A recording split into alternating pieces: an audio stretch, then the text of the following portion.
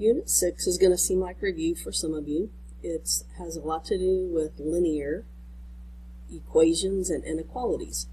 So since this first equation says y equals 3x minus 4, I'm going to graph it using the slope and the y-intercept. So the y-intercept is negative 4 and slope 3.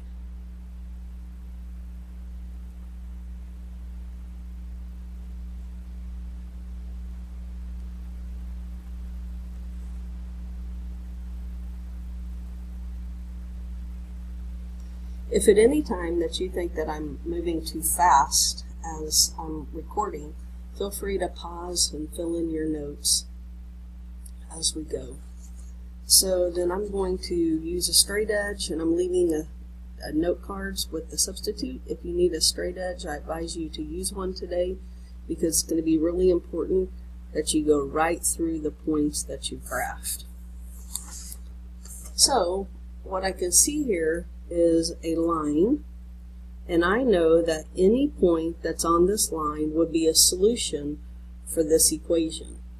So if I want to tell if these points are solutions, I can just go up here and see 0, 0.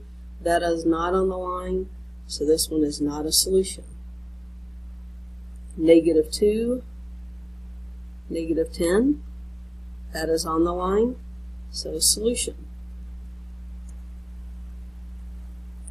1, negative 2, not on the line, not a solution. 3, 5, on the line, so it is a solution. So we would say that what determines if a point is a solution is if the point is on the line. So what we're going to talk about today are inequalities, and so instead of an equation, you're going to have an inequality symbol in this spot right here. So that's going to change the way that we see solutions. So we know that this symbol means less than,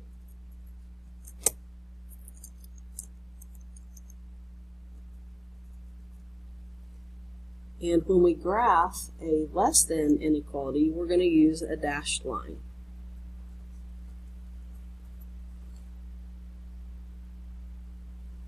This inequality means greater than,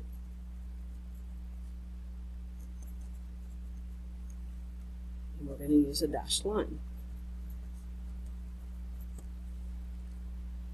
This means less than or equal to. So this little line underneath it changes. It means that it's less than or equal to. So this is going to be graphed with a solid line.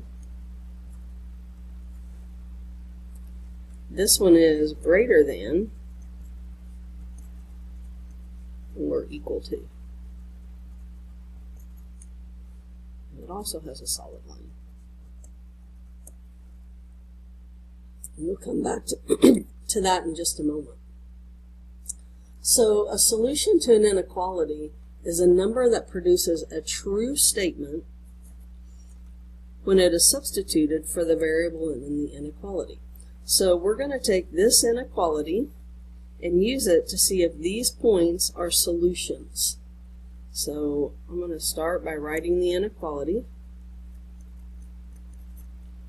And then I'm going to substitute 0 for x and 0 for y and see if I make a true statement. So 2 times 0 minus 3 times 0 greater than or equal to negative 2. 2 times 0 is 0 minus 3 times 0 is 0 greater than or equal to negative 2. So 0 greater than or equal to negative 2. And this is true, so this means that 0, 0 is a solution. And the reason it's true is because on a number line, 0 is right here, negative 2 is right there. So since 0 is farther to the right on the number line, it makes it a solution. Okay, let's try the next one. So the inequality is 2x minus 3y is greater than or equal to negative 2. So I'm going to put 0 for x and 1 for y, and I want to see if it's greater than or equal to negative 2. So 0 minus 3 greater than or equal to negative 2. Is negative 3 greater than or equal to negative 2? Nope, because on a number line, negative 2 is here, and negative 3 is here. So negative 3 is smaller, so this is false. So it's not a solution.